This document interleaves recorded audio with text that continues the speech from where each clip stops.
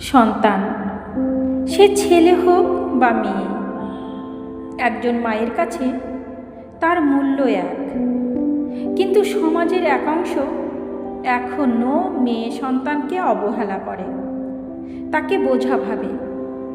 এই গল্প সেই সমাজের বিরুদ্ধে এক নীরব প্রতিবাদ, এক মায়ের সংগ্রামের কাহিনী আর এক মেয়ের জয়ের গল্প, যেখানে প্রমাণিত হয় সন্তান মানেই শক্তি, আর ভালোবাসা থাকলে অসম্ভব বলে কিছু নেই। আজকের গল্প তুই আমার শক্তি, কলমে আমি রোজি। গল্পটা যদি আপনাদের ভালো লাগে তাহলে কমেন্টসের মাধ্যমে অবশ্যই জানাবেন। আপনাদের ভালো লাগা, আপনাদের প্রেরণা আমার শক্তি, আমার সাফল্যের চাবিকাঠি। শুরু করছি গল্প তুই আমার শক্তি। তন্নির বিয়ে হয়েছিল রাজকীয় আড়ম্বরে। বনেদি পরিবার, বড় বাড়ি, অনেক লোকজন, সব মিলিয়ে যেন স্বপ্নের মতো। বিয়ের দিন সবাই বলেছিল তন্নির ভাগ্য খুলে গেছে। তন্নিও বিশ্বাস করেছিল, কিন্তু সেই স্বপ্ন খুব তাড়াতাড়ি দুঃস্বপ্নে পরিণত হবে এটা তন্নি স্বপ্নেও ভাবেনি। বিয়ের 1 বছরের মধ্যেই তন্নির কোল আলো করে এলো এক কন্যা সন্তান। ছোট্ট, কোমল, স্বর্গের মতো সুন্দর। তন্নি নাম রাখল তৃষা।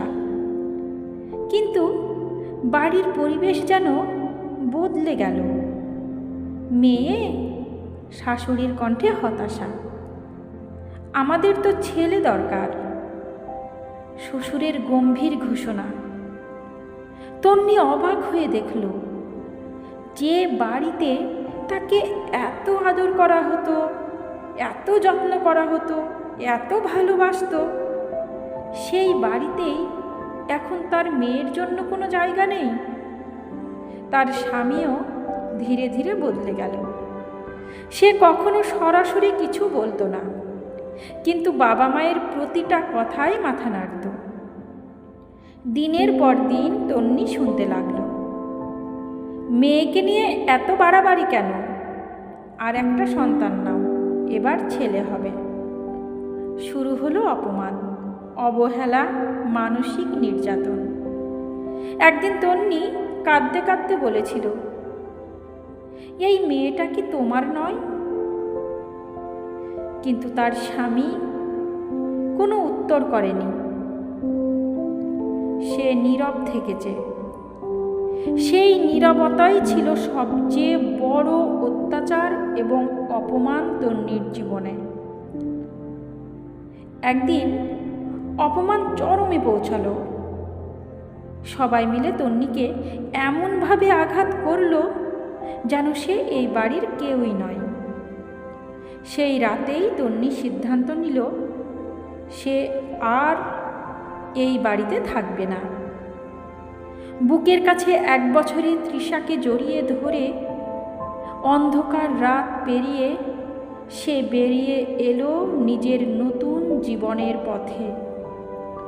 শুরু হলো নতুন লড়াই, বাঁচার লড়াই, মেয়েকে মানুষ করার লড়াই। ছোট্ট একটা ভাড়া ঘর, হাতে সামান্য টাকা, আর কোলে মেয়ে। এই নিয়ে তন্নির নতুন জীবন। সে টিউশনি করত, সেলাই করত, মানুষের বাড়িতে মাঝে মাঝে কাজও করত, যা পেত তাই করত, কিন্তু কখনো হার মানেনি। রাতে তৃষাকে বুকে জড়িয়ে বলতো, তুই আমার শক্তি, তোকে মানুষ করেই আমি জিতব। তৃষা বড় হতে লাগলো।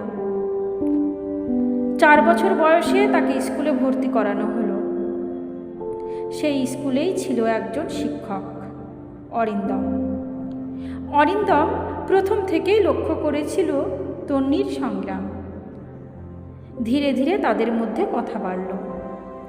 তন্নি প্রথমে দূরে থাকত, কিন্তু অরিন্দমের সম্মান আর আন্তরিকতা তাকে স্পর্শ করল। একদিন অরিন্দম বলল, আমি তোমাকে ভালোবাসি, তোমাকে আর তৃষাকে নিয়ে একটা নতুন জীবন শুরু করতে চাই। তন্নি তার অতীতের সব কথা খুলে বলল। সব শুনে অরিন্দম শুধু বলল, আমি তোমার অতীত নই, তোমার বর্তমান আর ভবিষ্যৎ চাই। তারা বিয়ে করল। তৃষার জীবনে এলো এক নতুন বাবা, যে তাকে নিজের মেয়ের মতোই ভালোবাসত। তৃষাকে কখনো বুঝতে দেয়নি যে তৃষা তার নিজের সন্তান নয়। এভাবেই সময় কাটতে লাগলো। তৃষা বড় হলো। পড়াশোনায় খুব ভালো ছিল তৃষা। তৃষার স্বপ্ন ছিল সে বড় হয়ে একজন ডাক্তার হবে। আর সেই স্বপ্নকে সফলতার দান করল তার বাবা এবং মা। তৃষা একদিন বড় ডাক্তার হয়ে গেল।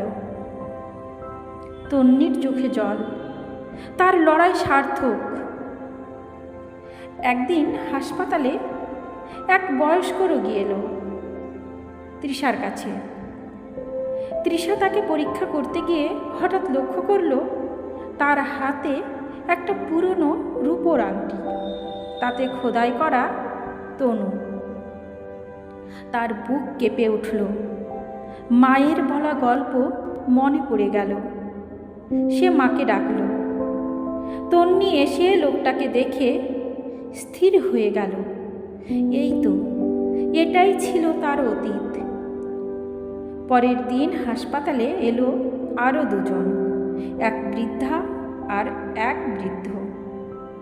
বৃদ্ধার চোখে ভালো করে দেখা যায় না, তবুও কাঁপতে কাঁপতে এগিয়ে এসে বলল, তন্নি, মা। তন্নির চোখ ভিজে উঠল। এরা তার শাশুড়ি আর শ্বশুর।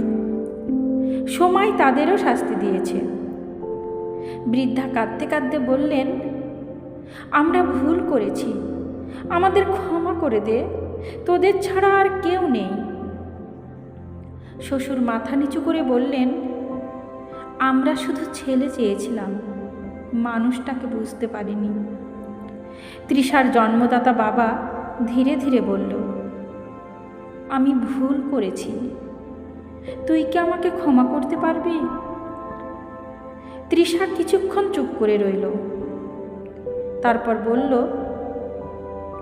আপনি জানেন আমি ছোটবেলায় কতবার বাবাকে খুঁজেছি। সবাই যখন বাবার হাত ধরে স্কুলে আসতো, আমি শুধু মায়ের হাতটাই শক্ত করে ধরতাম। ঘর নিস্তব্ধ। ঠাকুমা কাঁদতে কাঁদতে বললেন, আমাদের বাড়ি ফিরে চল মা, আমরা তোদের নিয়ে যেতে চাই। তৃষা শান্ত গলায় বলল, যে বাড়ি আমাদের তাড়িয়ে দিয়েছিল, সেটা কি এখন আমাদের জন্য বাড়ি হতে পারে? কেউ কোনো উত্তর দিতে পারল না। ঠিক তখনই অরিন্দম ঘরে ঢুকল। তৃষা তার হাত ধরে বলল, এই মানুষটাই আমার বাবা। অরিন্দমের চোখ ভিজে উঠল।